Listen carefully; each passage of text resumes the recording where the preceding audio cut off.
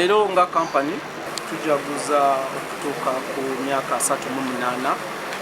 Nga bwe mukimanyi mu Uganda wano si company nyingi eziwangala ne zituuka ku myaka egyo. So company ng'eno okukula myaka 38 netuuka wetuuse.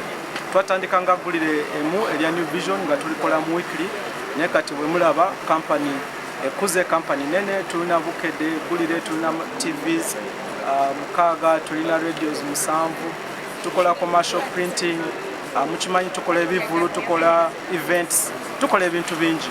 So okuweza myaka 38 kiri very important. We tuli twagala kwebaza nnyo abatukwatiddeko wabweru eyo okulaba nti tutuuka ku myaka gino era ne tukula ne tubeera company nene esinga mu Uganda ya media.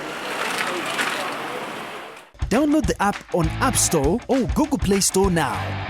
Vision Digital Experience, the future of media.